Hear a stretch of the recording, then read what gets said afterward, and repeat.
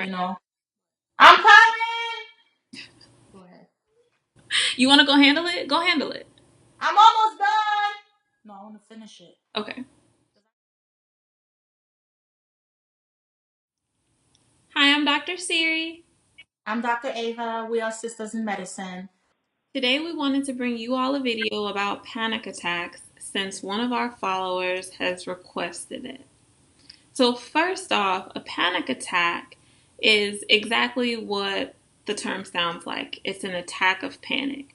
It is characterized by unexpectedness, meaning the people that are having the panic attack don't expect it to come on. It happens all of a sudden.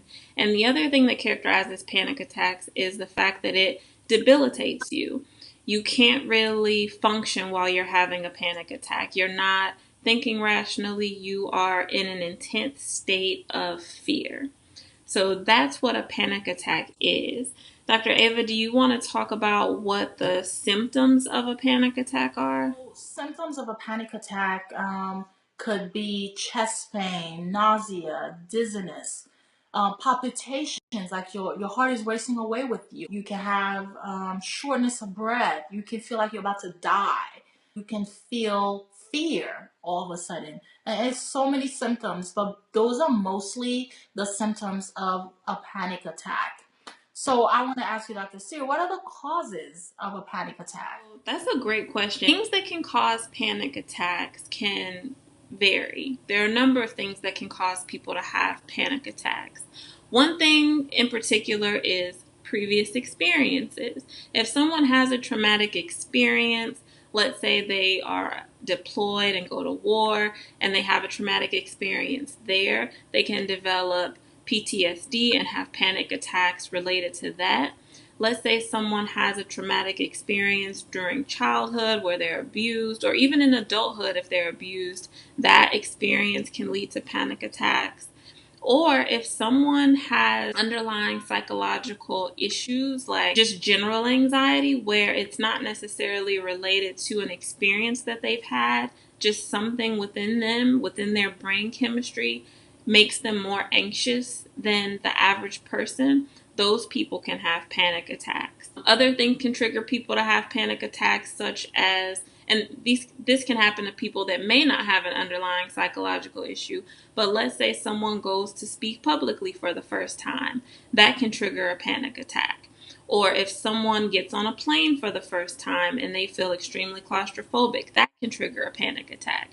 So a number of different things can lead people to having panic attacks, and a lot of what leads to people having panic attacks is what helps doctors figure out how to treat those panic attacks. Dr. Ava, do you want to talk a little bit about how we diagnose panic attacks? There's not really a specific blood test or a specific radiology test that we can do to diagnose panic attack. Your doctor will talk to you. You will talk to your doctor. He will ask you, or he or she will ask you some questions.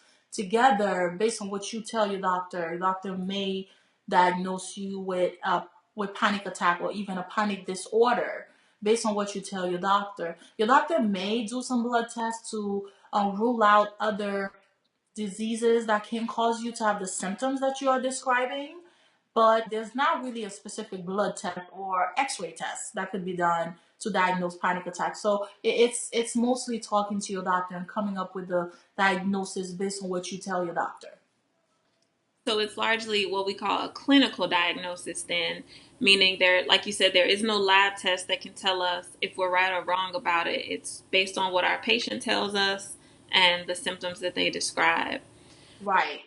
And ruling out other medical conditions that can cause the same symptoms, ultimately help with the diagnosis. Why don't you tell everyone how you treat panic attack? So there are a couple of different ways that panic attacks are treated. But first, like I said, we have to figure out what the underlying cause is. So, two of the things that are used nowadays to treat panic attacks are cognitive behavioral therapy, meaning someone goes to see a therapist or someone trained specifically with panic disorders who can help talk them through what their symptoms are, what their issues are, what their triggers are, and give them coping mechanisms and strategies to deal with their panic attacks when they come on. The other component is antidepressant treatment. So SSRIs, or selective serotonin reuptake inhibitors, those are medications that are used to treat both depression and anxiety. The thing about those is that they're really effective when they're used in combination with cognitive behavioral therapy, or CBT, and they take about 3 weeks to kick in. So while someone's in cognitive behavioral therapy, they may want to go ahead and start taking an SSRI so that, they can help to mitigate their symptoms, from two different angles. The other medication that's used for panic disorder is benzos, or benzodiazepines, so things like Ativan. The thing about benzodiazepines is that they don't necessarily treat panic disorder itself, they treat the symptoms of the panic disorder.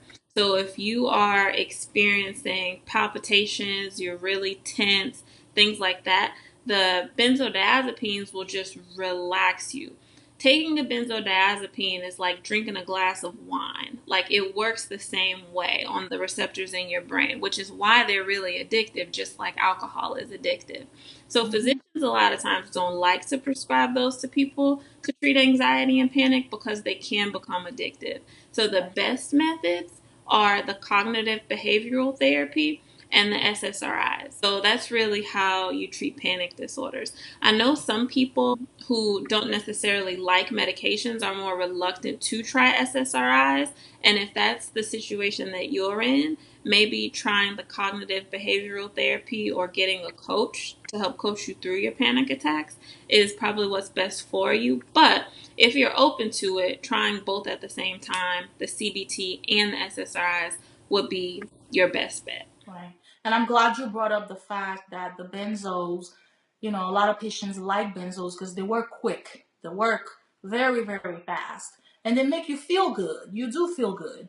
But it's not long lasting and it's not the best way to go, especially long term. A lot of times your doctor will prescribe that to you short term until the antidepressant, like the SSRIs, start kicking in because it takes time to kick in.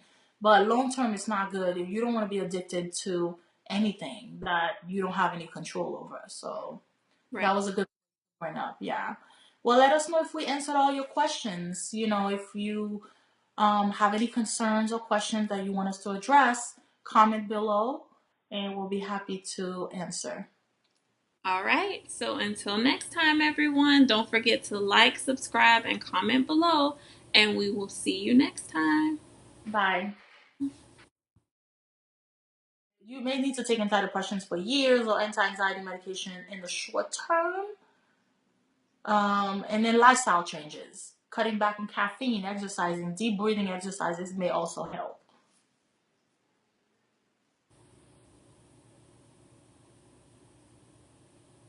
Did that help? Yeah, I'm reading an article too. Okay. AFP says